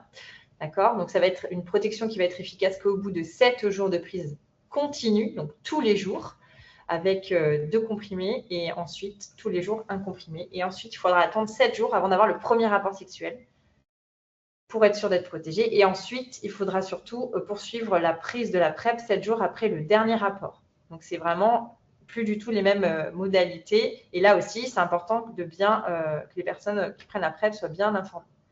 Tu voulais dire quelque chose, Stéphane ? Non. Okay. Les antirétroviraux long-acting. Donc là, je vous ai parlé de la voie Péros. Donc, pour que vous sachiez un petit peu comment ça fonctionne. Ça, c'est pas nous, infirmiers, comme ça, qui décidons de ça. C'est le médecin qui va avoir fait une consultation initiale et qui va décider de comment va être pris la PrEP. Oui, tu voulais dire quelque chose Non ? Bon. Du coup, comme le dit tout à l'heure Pascal, vous avez dans les long-acting 2 antirétroviraux à injecter, une dans chaque fesse. Donc, c'est Vocabria avec le cabotegravir. Il faut vraiment insister sur les 2 dernières prises. Effectivement, c'est important de continuer la prise de la PrEP orale bien après les rapports et pas de se dire que j'ai pris mes 2 comprimés avant et mon rapport a eu lieu et c'est fini. Il faut vraiment penser à continuer la prise orale après le rapport pour que ça soit efficace. Donc, je reviens sur le long... Non, attends, reviens, diapo avant. Voilà, merci. Donc, là, je vous ai mis en photo 2 boîtes d'antirétroviraux, donc Vocabria Recambis, pour vous montrer que c'est un kit. Il y a tout dedans. Il y a la seringue, il y a l'aiguille, il y a l'adaptateur. Il y en a un des 2 qui se garde au frigo, c'est le Recambis, donc la ribavirin, et l'autre se garde à température ambiante. L'injection, donc on fait bien entendu les 2 injections simultanément, pas dans la même fesse, et on ne doit pas mélanger les mêmes produits. Et comme l'a dit tout à l'heure aussi Pascal, la prétude, qui est cette fois l'usage PrEP, c'est la même chose que le Vocabria, c'est du cabotegravir, sauf qu'il a été adapté, on lui a changé son nom pour faire le distinguo. Cette fois, c'est pour l'utilisation des personnes qui n'ont pas été infectées par le VIH. D'accord ? Donc, vous avez Vocabria Recambis si on est infecté par le VIH pour maîtriser et contrôler le virus, et la prétude qui, elle, sert uniquement pour les personnes qui n'ont pas encore été infectées et uniquement dans le cas de la PrEP, traitement de pré-exposition. Voilà, diapo suivante, s'il te plaît. Le calendrier des injections, donc il faut savoir qu'on peut, c'est optionnel, donc pour les personnes qui sont infectées par le virus VIH, on veut leur introduire Vocabria Recambis, je réponds aux questions après, on va utiliser une introduction orale ou pas, donc c'est plus pour voir la tolérance, c'est pas obligatoire, on peut passer directement aux injectables, c'est-à-dire que quelqu'un qui est sous Biktarvy initialement, on décide à la fin de son mois de traitement qu'il va démarrer des injectables, on peut directement switcher en faisant les injections. on peut faire cette fameuse phase d'instauration orale. Et dans ce cas-là, il faut prendre le dernier comprimé le jour où on reçoit les 2 premières injections. On fait donc 2 injections, une dans chaque fesse, et 1 mois après, en dose de charge, on refait 2 injections, une dans chaque fesse. Et ensuite, c'est toutes les 8 semaines. Donc, toutes les 8 semaines, il faut prévoir avec le patient sur une date de référence, le jour de l'injection. Là, je vous ai mis à droite un petit calendrier. En fait, mettons que le jour de prévu l'injection, c'est le 17. Eh bien, on a plus ou moins 7 jours pour faire ces injections. Donc, du 10 au 24, ce qui laisse quand même une grosse fenêtre de flexibilité, mais on essaie de garder toujours ce jour prévu d'injection, ce qui évite de se décaler au fur et à mesure de toutes les 8 semaines. C'est pour ça qu'il vaut mieux éviter aussi les administrations en fin de mois, 29, 30, 31, mais bon, après, c'est pas trop gênant. Il faut essayer de garder toujours cette fenêtre pour que le patient soit bien couvert. Le schéma d'introduction, que ce soit pour la PrEP ou pour les personnes vivant avec le VIH, il est le même. C'est-à-dire qu'on va faire, au lieu de 2 injections pour la PrEP, on n'en fait qu'une, c'est la prétude. Et on fait 1 mois après la dose de charge. Et ensuite, c'est toutes les 8 semaines. Et les dates théoriques d'injection, c'est exactement pareil, plus ou moins 7 jours. Donc ça ne change pas. La seule chose, c'est qu'il faut bien le prévoir avec le patient parce que nous, ce qu'on fait à l'hôpital, c'est qu'on leur redonne systématiquement le rendez-vous. Ils se le bloquent sur leur agenda pour être sûr de ne pas louper la prochaine injection. Parce que là, ça peut être embêtant, on en reparlera après. Diapo suivante. Les sites d'injection intramusculaire. Donc là, ça concerne que ce soit en préventif ou en curatif, c'est la même chose. Le fabricant recommande la technique d'injection en ventroglutéal, c'est-à-dire qu'en fait, donc je vous ai mis les 2 sites, nous, infirmiers, on nous apprend à faire l'injection en dorsoglutéal, donc dans le quart supéro-externe de la fesse. C'est donc l'image que vous avez à votre droite. Là, ce qu'on souhaiterait, c'est aller chercher le muscle ventroglutéal qui est un tout petit peu plus sur le côté vers la hanche, on va dire. Et donc, pour pouvoir arriver à faire ce repérage, il faut, je vais vous montrer après une vidéo, faire un repérage avec ses doigts en mettant sa paume de main sur le grand trochanter. Donc, on essaie de repérer le grand trochanter, on met sa paume de main. Et avec son index et son majeur, ça va faire un V. Et on sait plus ou moins dans cette zone qu'on va piquer. Si on ne se sent pas du tout à l'aise avec ce site d'injection, ce n'est pas une contre-indication de le faire en dorsoglutéal. C'est recommandé juste parce que ce qu'on veut éviter, c'est la perte du produit qui, des fois, malheureusement, peut remonter un petit peu à la peau. Et on dit que c'est un site qui est un petit peu moins douloureux. Voilà. Mais si vraiment on préfère pas le faire sur le ventroglutéal parce qu'on n'est pas à l'aise, il vaut mieux le faire correctement sur un site dorsoglutéal. Donc, il faut essayer un petit peu de dédramatiser ce site d'injection. C'est vrai que quand on le voit, que ce soit sur la notice du fabricant de la boîte ou dans comment c'est expliqué, voilà, ça peut faire peur parce qu'on se dit, oh là là, c'est pas du tout un site où on a l'habitude.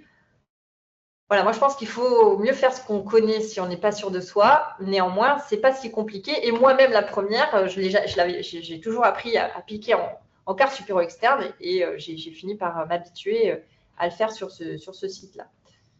Diapo suivante.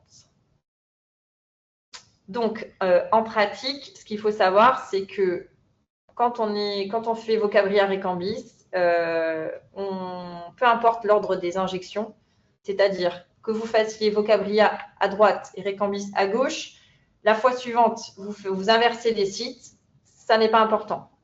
Moi, personnellement, ce que j'aime bien faire, c'est toujours faire Vocabria à droite et Récambis à gauche, parce que s'il y a une réaction à un moment donné à un produit, je n'ai pas à me dire, oh là là, lequel j'ai fait la dernière fois, est-ce que c'était plutôt à droite et puisque c'était plutôt à gauche.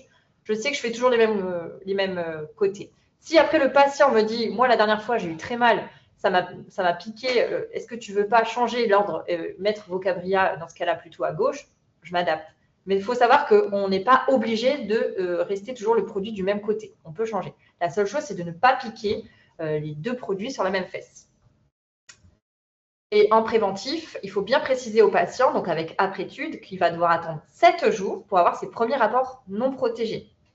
Et en attendant, il peut avoir des rapports, bien sûr, mais avec un préservatif, puisque la prévention, le pic on va dire, de concentration de la molécule dans le sang sera atteint dans les 7 jours. Donc, pour être sûr qu'il soit protégé, en attendant, il faut qu'il mette une capote. Concernant les petits désagréments qu'on peut avoir liés à ces produits, on a parfois de la prise de poids qui va être liée au cabotegravir, parfois aussi des humeurs un petit peu dépressives, donc il ne faut pas hésiter à aller sonder un petit peu l'état et l'humeur du patient. On a parfois de l'anxiété, des troubles du sommeil.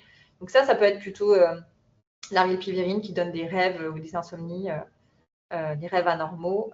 Parfois des troubles digestifs, mais généralement, justement, ils n'en ont plus parce que le fait de passer de l'injectable et d'abandonner la prise orale, il y a parfois une amélioration de certaines diarrhées qui existaient et dont ils ne faisaient plus forcément attention.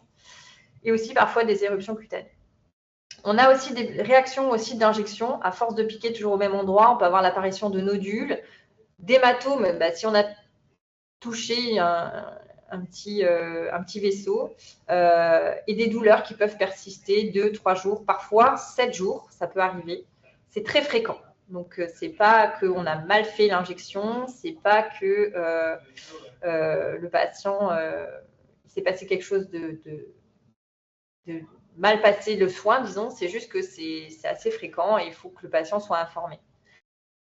D'où l'intérêt d'injecter très, très, très lentement, et j'insiste, quand on pique, moi je sais que j'injecte ça dure au moins entre 30 secondes et 1 minute. L'injection, ça paraît lent, mais ça conditionne la douleur que peut ressentir le patient. On a parfois des gens qui ont des céphalies, des vertiges, des fatigues, de la fièvre. La fièvre, ça apparaît surtout les premières injections. Donc, moi, ça, je leur dis souvent, attention, vous pouvez avoir un petit peu de fièvre de 38, 38,5. C'est normal, ça arrive dans les 24-48 heures après la première injection. On dit aux patients aussi d'éviter de pratiquer une activité physique intense après l'injection parce que ça peut potentialiser la douleur. Donc, ils peuvent faire un petit peu de sport, on va dire tout ce qui est haut du corps, mais le bas, on essaie d'éviter de faire de la musculation intensive sur les fesses. Mais ça n'empêche pas qu'il faut rester actif, marcher et pas forcément rester assis toute la journée. Un des éléments qui est important à retenir, c'est qu'il ne faut absolument pas masser la zone d'injection parce qu'en fait, le produit va créer comme une petite poche dans le muscle, un peu comme un patch, et en fait, ça va se diffuser progressivement pendant les 2 mois. Donc, si on masse la zone d'injection, on casse cet effet retard, et là, il y a un risque de résistance qui peut être important. On peut prendre du paracétamol si on a peur d'avoir mal, ou parfois même si on a mal, justement, mais on évite bien entendu les anti-inflammatoires. Diapo suivante.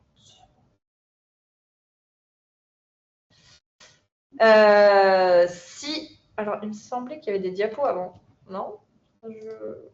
Ok.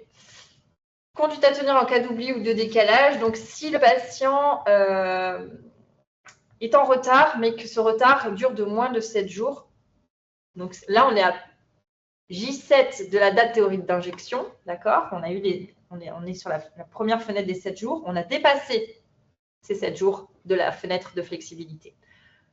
Et bien là, si c'est encore dans 7 jours avant, il faut administrer dès que possible l'injection.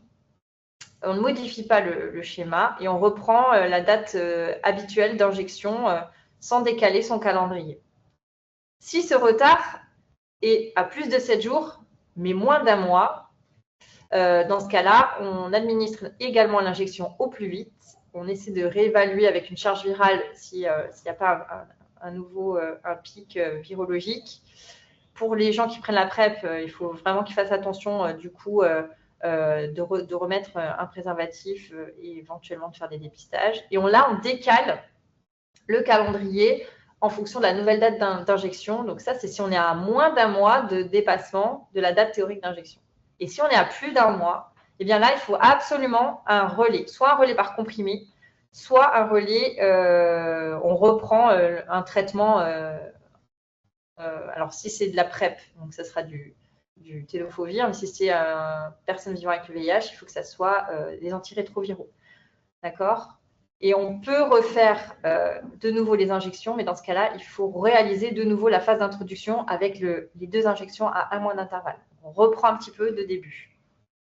Donc ça, c'est le scénario qu'on ne veut absolument pas qui arrive. C'est pour ça qu'il faut vraiment que les gens repartent avec un rendez-vous et être vigilants si on voit qu'ils ont décalé leurs injections. Un retard peut être acceptable. Si on voit que les gens sont tout le temps en retard, qu'ils font un peu n'importe quoi, c'est peut-être qu'ils ne sont pas assez rigoureux pour avoir ce type de traitement. Et le risque chez les personnes vivant avec le VIH, c'est qu'ils déclenchent des résistances aux médicaments. Et le problème, ce n'est pas qu'il va avoir une résistance sur un traitement, c'est qu'il va griller plusieurs classes pharmaceutiques et qu'on va se retrouver avec une réduction de choix thérapeutiques qui va être très, très embêtante pour la suite de sa prise en charge.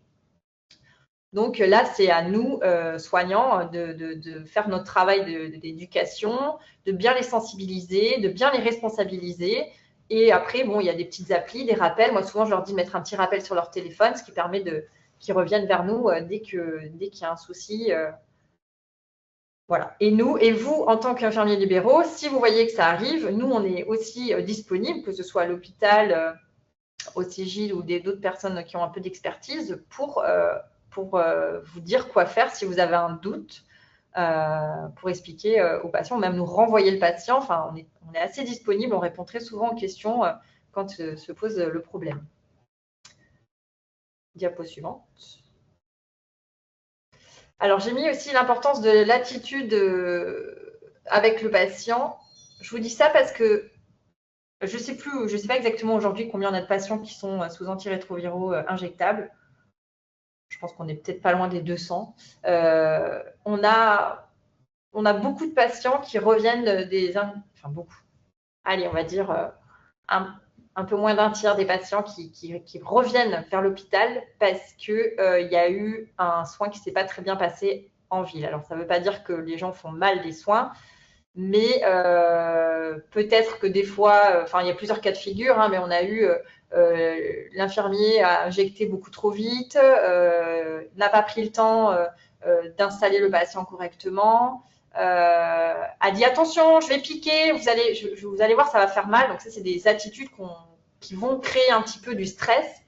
Les personnes vivant avec le VIH, ils ont beaucoup de mal pour certains à aller en ville. Ils ont peur de la stigmatisation, ils ont peur aussi du soin en tant que tel. Donc il y a tout un contexte qui fait que ils ne se sentent pas à l'aise et ils reviennent vers l'hôpital parce qu'ils ont besoin d'être de nouveau rassurés. Donc les gens, il faut vraiment les rassurer, dédramatiser, vraiment créer un climat de confiance. Alors, ce n'est pas dès la première fois que ça va se créer, mais bon, je pense qu'au bout d'un moment, il faut prendre le temps d'échanger un petit peu avec les gens. Et même si on est pressé, qu'on a une tournée très chargée, ça reste des profils de personnes qui vivent pour la plupart dans le secret de leur séropositivité. Ils savent qu'il y a un enjeu si le médicament n'est pas injecté correctement par rapport à leur virus. Donc, tout ça, ça crée un stress. L'injection qui doit se faire très lentement, on a des gens qui nous ont dit l'infirmier elle est arrivé, il m'a piqué en 2-2, il n'a pas pris le temps de réchauffer le produit, j'ai souffert le martyre. Donc c'est vrai que du coup ça casse complètement la confiance qu'on peut avoir dans le soignant, et c'est des gens qui après ne veulent plus se faire injecter en ville. Il faut vraiment installer le patient en décubitus ventral ou latéral et pas le faire debout, sinon ça crée aussi une tension dans le muscle. Certains mots, comme on dit je pique, je vous dis honnêtement ça va faire mal. J'ai eu des patients qui m'ont dit oh là là, le pharmacien m'a dit que j'allais souffrir, que ça allait me faire mal. Bon, déjà ça part mal. Si on commence à dire aux gens vous allez voir, vous allez avoir mal, c'est sûr qu'ils vont être stressés. Donc oui, ils vont sentir le produit, peut-être qu'il va y avoir un peu une douleur. C'est pas systématique, il y a des gens qui ne sentent rien, qui n'ont pas mal après. Donc l'idée c'est vraiment que le patient ne se contracte pas. Et donc, il faut plutôt proposer des techniques un peu plus de suggestion positive en disant votre respiration va vous aider, autorisez-vous à vous détendre. Ça paraîtrait bateau, mais quand je vous dis que les gens, les retours qu'on a des patients pour certains avec qui ça ne s'est pas forcément bien passé en libéral, c'est un peu ce qui s'est… J'ai essayé de reprendre ce que j'ai entendu des gens, des retours d'expérience. Voilà, on peut proposer aussi des techniques de focalisation.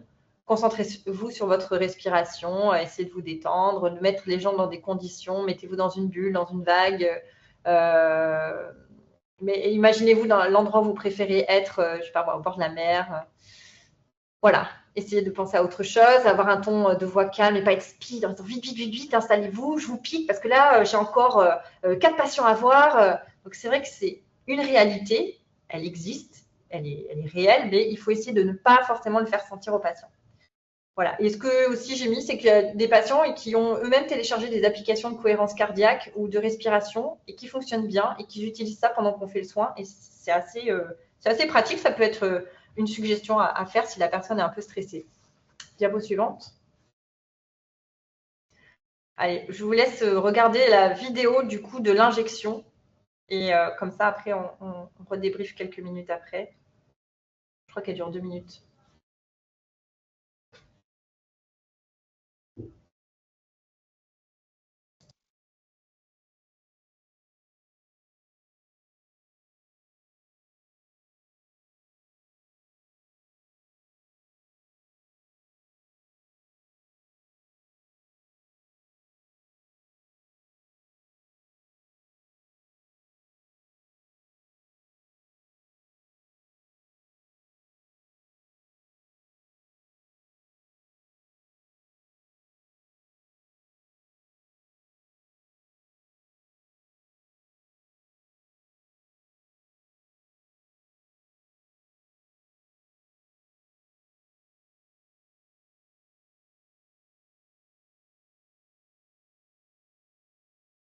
Alors, Lisande, pendant que ça parle, pourquoi l'injection en Z, en fait? Parce que c'est ça, là, en fait.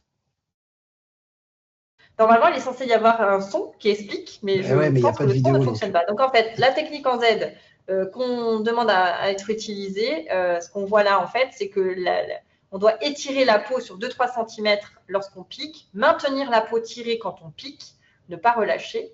Et ça c'est pas forcément un geste qu'on a l'habitude de faire quand on nous apprend quand on est infirmier. Et relâcher uniquement quand l'aiguille est complètement sortie, sachant qu'il faut garder pendant qu'on injecte, après l'injection, pardon, l'aiguille en place pendant 10 secondes pour être sûr que le produit a été complètement injecté. Donc, on peut étirer la peau, que ce soit du haut vers le bas ou de droite vers la gauche, peu importe. Mais l'idée, voilà, là, les 10 secondes, on laisse un petit peu le temps que le produit se mette bien en place et ensuite on retire l'aiguille. Donc, il faut essayer de garder la peau vraiment maintenue. Pourquoi on fait ça? Pour éviter que le produit, encore une fois, remonte à la peau. Ça crée une petite barrière et que ça maintient bien la totalité du médicament en intramusculaire. On va faire la diapo suivante puisqu'on n'entend pas. On pourra revenir dessus. Mais ouais, voilà. Bon, je n'ai plus beaucoup de temps, donc je vais essayer d'accélérer. Ça, on va passer, si tu veux bien, Stéphane. Ça aussi, on va passer. Voilà, juste revenir sur le fait qu'au niveau de la stigmatisation, on vit aujourd'hui bien avec le VIH, mais vas-y, je te laisse appuyer pour faire venir toutes les images. Stéphane. Ouais, super. C'est des gens qui sont souvent seuls et qui ont des problèmes de repli sur soi, qui sont stigmatisés, qui ont peur de la découverte de leurs secrets, qui sont isolés socialement, qui se posent beaucoup de questions et qui ont des vies sexuelles perturbées. Donc, je pense qu'en tant qu'infirmiers libéraux, c'est important d'avoir conscience de ça. Et quand on prend en soin quelqu'un qui a le VIH, qui vit avec le VIH, on vient un petit peu rentrer dans leur intimité, on vient un petit peu ouvrir la porte sur le secret. Et donc, il faut vraiment essayer d'être sensible à ce que peut représenter aujourd'hui encore le virus du VIH. Ce n'est pas le cas de tous, il y en a qui sont très à l'aise avec, mais il y a quand même beaucoup. Donc, il ne faut pas hésiter à les interroger et voir quelles sont les fragilités que l'on peut avoir dans cette population. Diapo suivante. Voilà, donc nous, infirmiers et infirmiers libéraux, que vous allez chez le patient ou qui viennent au cabinet, je pense qu'il faut avoir conscience de toutes ces problématiques et donc il faut essayer de vraiment soutenir les vulnérabilités, vérifier un petit peu la qualité de vie, interroger s'il y a des troubles, des prises de risques, des addictions et aussi au niveau des parcours où ils en sont. Donc, c'est sûr que c'est du temps en plus. Ça peut se faire en 5-10 minutes, le temps de l'injection, mais c'est bien d'aller rechercher un petit peu les difficultés qu'ils peuvent avoir et au besoin nous faire un retour ou alors orienter aussi vers des programmes d'éducation thérapeutique. C'est la dernière. Voilà, et l'idée, c'est aussi d'aller chercher les populations clés qui sont les plus à risque de transmettre, d'être infectées par le virus du VIH, mais aussi pour la PrEP. Donc, ça peut être les personnes en situation migratoire, d'aller un petit peu interroger les vulnérabilités, les psychotraumatismes du parcours, pourquoi pas proposer de la médiation en santé. Donc ça, on peut orienter vers des associations qui sont autour de nous. Ça peut être aussi pour les personnes transgenres, de respecter l'identité. Ça, on le retrouve encore même à l'hôpital. Hein. Des fois, on appelle monsieur quelqu'un juste parce qu'il n'a pas encore fait le changement de son identité alors qu'il a tous des apparats féminins. Voilà, les personnes qui souffrent de troubles mentaux, les personnes qui souffrent d'addiction, d'aller chercher s'ils utilisent le chemsex ou des usages de drogues injectables. Là aussi, on peut proposer la PrEP, et aussi pour les travailleuses ou travailleurs du sexe. Je suis obligée d'accélérer. Je crois que voilà. Là, je vous ai mis les liens. Je ne sais pas si vous aurez les diapos après, mais des ressources. Le site internet dont a parlé Pascal tout à l'heure. Vous avez aussi les recos de l'HAS sur la PrEP avec une fiche synthétique qui est assez bien faite. Et voilà. Je crois que j'ai terminé. Et on peut répondre aux questions comme ça. J'ai essayé de faire un peu vite. Merci Lisandre, merci Pascal. Effectivement, on est pile poil. Si vous avez peut-être quelques petites questions, je crois que on avait une question sur l'injection en Z est-elle obligatoire? Alors, l'injection en Z, elle n'est pas obligatoire, mais elle est fortement recommandée. Bon, c'est encore une fois, c'est pas si compliqué que ça en fait. C'est juste qu'il faut essayer, quitte à au début un petit peu peut-être se dire ah mince, j'ai relâché la peau, c'est toujours bien d'avoir essayé. C'est un réflexe à prendre parce que ça nous est arrivé, et ça arrive à des gens aussi en libéral, que quand on injecte le produit, il y a une petite résistance qui se crée, et quand on enlève l'aiguille, on a du produit, du médicament qui ressort. Donc, l'objectif, c'est que ça ne ressorte pas, parce que quand on perd du produit, on perd du principe actif.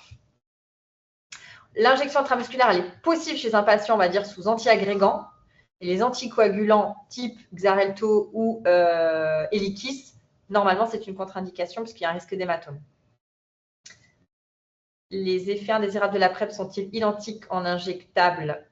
Non, puisque du coup, ce n'est pas du tout les mêmes molécules quand on prend la PrEP orale et quand on prend la PrEP injectable.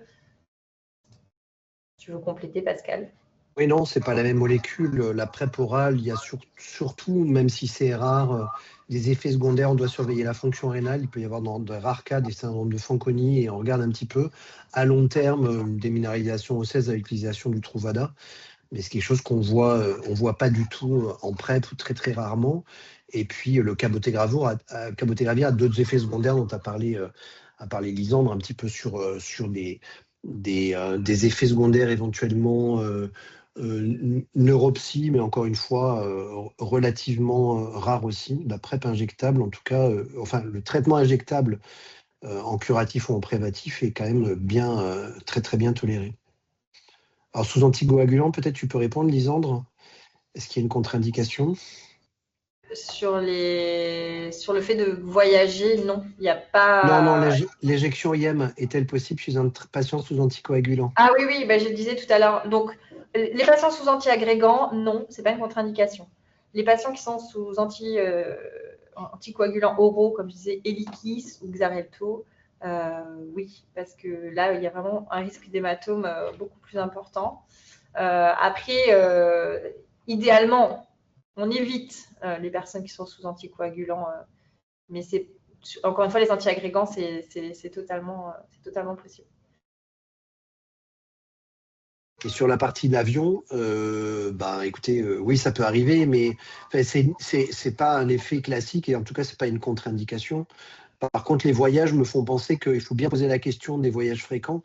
C'est souvent pour moi, en tout cas sur les traitements curatifs, des gens qui se déplacent beaucoup avec la difficulté d'avoir des jours fixes pour renouveler les antirétroviraux. C'est un vrai échange à avoir avec la personne pour ne pas se retrouver en galère justement de dépasser les horaires. Et j'ai souvent des gens qui me disent non, je voyage trop fréquemment pour que ça soit pour moi recommandé et je préfère continuer à prendre des traitements oraux. Oui, ben, ouais. Effectivement. Alors après, que ce soit, peu importe les déplacements, il n'y a aucune contre-indication, mais il faut vraiment être vigilant que les gens respectent le calendrier d'injection. Donc quelqu'un qui part 2 mois retrouver sa famille en Afrique ou en Afrique du Nord, il faut essayer de peut-être, s'il part longtemps, soit on arrive à se caler un peu avant, un peu après avant qu'il parte, mais sinon, ils peuvent voyager sans problème. La seule impératif, c'est vraiment de respecter ce calendrier pour éviter de décaler les injections et qu'ils soient plus couverts par les produits. La douleur, par contre, le fait de voyager en avion, ça ne va pas du tout potentialiser la douleur. Et parfois, il y a des patients qui, malheureusement, on a beau avoir pris toutes les précautions, auront des douleurs. Il y en a qui sont plus sujets aussi que d'autres. Donc, c'est très, très variable d'une personne à l'autre. Alors, sur les AILS... Vas-y, pardon. Ah ouais, vas-y. Vas-y. Ouais. Non, mais les AILS, en fait, moi, j'ai mis que c'était déconseillé. Alors, c'est déconseillé pas parce qu'il y a un risque d'interaction. C'est-à-dire que le patient peut prendre des AILS si vraiment c'est déconseillé, tout simplement parce qu'il vaut mieux éviter les anti-inflammatoires de manière générale et que c'est un peu trop utilisé, mais c'est plus au niveau des rénales. Voilà. Donc, mais ce n'est pas du tout une contre-indication avec les injectables. Et les injections se font bien toutes les 8 semaines, sauf les 2 premières. Les 2 premières, c'est à 1 mois d'intervalle. Voilà, et donc en curatif, c'est une injection toutes les 8 semaines de 2 molécules, et en préventif, c'est une injection d'une seule molécule. Voilà, est-ce que parmi vous, vous avez des gens qui sont déjà sous traitement injectable, soit pour des personnes vivant avec le VIH, soit pour la PrEP? Alors la PrEP, ça démarre, je pense qu'il doit y avoir peut-être, on va dire une centaine de personnes sous PrEP injectable en PACA, il y en avait une 60aine la semaine dernière en Cégide, peut-être un peu plus avec les gens qui sont en médecine de ville, mais ça commence tout juste. Non, pas d'expérience particulière avec... Oui, sous injectable, une dans chaque fesse. Ok, d'accord. Ouais. Voilà, ce que tu as dit, Lisande, c'est qu'effectivement, il y a des gens qui... Voilà, il y a un coup à prendre, mais il y a aussi beaucoup de gens qui sont très contents d'être en ville et de ne pas revenir à l'hôpital pour les injections et avec qui ça se passe très bien, à la fois sur la prise d'injectable et à la fois sur le suivi en ville par une infirmière ou un infirmier. Donc, c'est vraiment très, très important. Je pense que vous avez vraiment un rôle sur la prévention et le curatif. Et puis aussi, et on y reviendra peut-être, Annabelle, dans d'autres sessions, mais sur l'abord de la santé sexuelle, on a beaucoup de formation et de sensibilisation auprès des médecins sur les indications, par exemple, de la PrEP. Oui, sauf qu'en fait, ils ne savent pas aborder la santé sexuelle avec leurs patients. Et donc, du coup, avec quelques questions et sans rentrer dans des formations très, très longues, et en systématisant finalement l'abord de la santé sexuelle, et en ne laissant pas justement l'abord de la santé sexuelle par les seuls praticiens, médecins généralistes. Moi, je pense bien évidemment aux infirmiers, aux sages-femmes, mais ça c'est évident, mais aussi, pourquoi pas, aussi aux infirmiers, aux kinésithérapeutes, enfin, toute personne avec qui on peut discuter et souvent avoir un regard un peu, et vous le savez, et un discours un peu décalé par rapport aux médecins, eh bien, c'est une occasion d'aborder la santé sexuelle. Et souvent, on se rend compte de l'exposition et on peut lui proposer, pas systématiquement la PrEP, mais justement lui faire comprendre qu'il n'y a pas que le préservatif et qu'on a tout un panel effectivement de solutions pour empêcher qu'ils puissent être infectés. Et dernière chose, je rappellerai, parce qu'on a beaucoup cité les personnes migrantes, les personnes HSH, il y a effectivement, on n'a pas parlé aussi, on a eu récemment et on a encore ce qu'on appelle des clusters, c'est-à-dire des groupes d'infections où on voit bien que c'est la même identité virus qui survient chez les personnes hétérosexuelles, multipartenaires, Et on voit bien que ça concerne tout le monde aussi, et d'autant plus que c'est des gens qui passent sous les radars forcément de la prévention, du dépistage, etc. etc. Et donc, on encourage vraiment tout le monde à aborder en disant si tu ne mets pas systématiquement du préservatif, y compris dans tes rapports sexuels, hétérosexuels, c'est vraiment l'occasion d'avoir un dépistage fréquent et de checker si effectivement la PrEP n'est pas indiquée, par exemple. Je pense que dans les Alpes-Maritimes, les CESUD sont mieux formés sur les questions de santé sexuelle et surtout sans jugement de valeur. Oh écoutez, je ne sais pas. Écoutez, on va essayer de faire au mieux pour que ça soit le plus équitable sur tous les territoires. C'est notre objectif, en tout cas. Il y a quelqu'un qui dit, une patiente m'en avait parlé, mais c'était seulement des IDE spécialisés qui pouvaient le faire. Donc, pas du tout, en fait. Nous, on ne s'est pas spécialisé dans cette injection. On est comme vous, on est parti de nos pratiques de départ d'infirmiers et on s'est auto-formé. Alors, il y a eu un petit peu des représentants du produit qui sont venus un petit peu nous aiguiller, mais finalement, c'est à force de le faire qu'on s'est senti plus à l'aise avec le soin, comme tout nouvelle pratique. Voilà, donc il n'y a pas besoin d'être spécialisé du tout. Une intramusculaire classique, entre guillemets, pourrait faire l'affaire, mais c'est toujours bien d'essayer de suivre les recommandations pour les raisons qu'on a évoquées. Pour la PrEP femme hétéro, ça. Ouais, alors en fait, la PrEP orale chez les femmes, comme je vous l'ai expliqué, elle ne peut pas être prise à la demande. C'est-à-dire qu'elle doit être prise en continu, un comprimé tous les jours. Et c'est encore un peu plus lourd, c'est-à-dire qu'elle doit normalement prendre un comprimé pendant 8 jours, pendant une semaine. Et au bout d'une semaine, effectivement, ne pas avoir de rapport protégé par le préservatif. La PrEP la protège. Et si elle doit arrêter, elle doit aussi arrêter 8 jours après le dernier rapport vaginal non protégé. Donc c'est vraiment trop lourd. Par contre, la bonne nouvelle, c'est qu'il commence à y avoir des recommandations internationales et la SFLS est en train d'y travailler. C'est une question de jours pour proposer la PrEP à la demande chez les femmes, un peu comme chez les hommes. Alors, ça ne sera pas tout à fait le même schéma, mais on pourra commencer par 2 comprimés, 24 heures avant. J'ai des patientes qui sont en libertinage avec leur partenaire. Le partenaire est sous PrEP à la demande. La partenaire est obligée de prendre la PrEP en continu. Les recommandations vont permettre que dans quelques semaines, elle pourra prendre 2 comprimés 24 heures avant le rapport à protéger et prendre un comprimé pendant les 7 jours suivants. Et ça la protégera pendant les 24 heures d'exposition sans préservatif. Et donc, ça sera un schéma qui s'appellera 2+7. Ici, chez les hommes, c'est du 2+1. Ça sera ces 2+7, mais on permettra aux femmes d'avoir finalement une PrEP orale à la demande si elles le souhaitent, une PrEP en continu si elles le souhaitent, et une PrEP injectable si elles le souhaitent.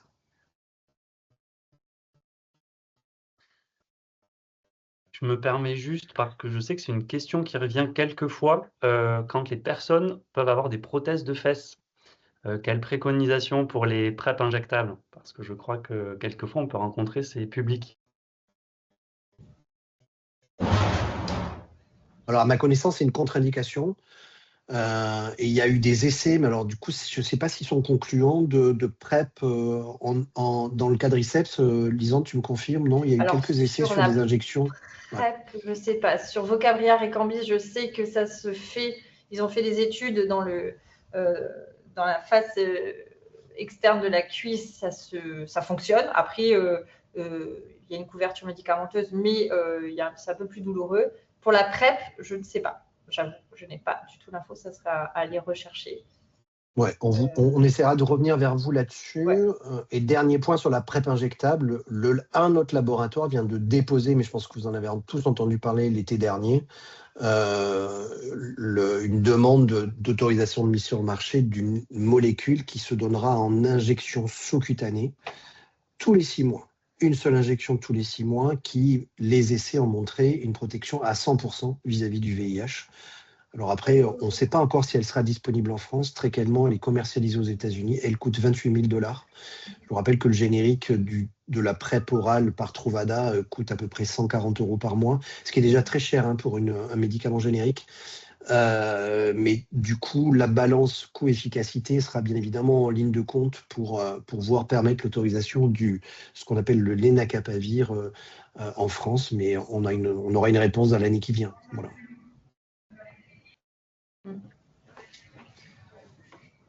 Voilà, et pour toute réponse, pour toute question que vous avez, écoutez, il y a Stéphane, il y a l'équipe du CORES, que ce soit dans le parcours de soins, dans les questions, on relaiera les informations et les questions auprès de nos partenaires comme Lisandre, l'équipe du CISI, Sainte-Marguerite de Marseille aussi. Et on est bien évidemment à votre disposition. Et je crois qu'on reviendra aussi pour d'autres webinaires sur notamment la consultation longue durée et l'abord de la santé sexuelle. Je pense que c'est quelque chose qu'on avait déjà évoqué il y a quelques mois. Et je pense que ça serait vraiment bien peut-être qu'on vous accompagne dans une formation là-dessus parce qu'on a besoin effectivement d'échanger et d'aborder la santé sexuelle aux différents âges de la vie. Parce qu'on ne vous l'a pas dit, mais 25% des nouvelles contaminations surviennent après 50 ans. Et donc, ça peut arriver chez les jeunes et chez les moins jeunes. Et donc, il faut pouvoir aborder sa santé sexuelle et pas que sur l'angle du risque. C'est ce qu'a commencé à dire Stéphane. C'est pour ça qu'on a fait des webinaires cette année sur le plaisir, notamment, et sur les dysfonctions sexuelles. Et on doit vous apporter des informations, vous sensibiliser et vous former à pouvoir valoriser aussi des compétences sur la consultation longue de santé sexuelle, par exemple.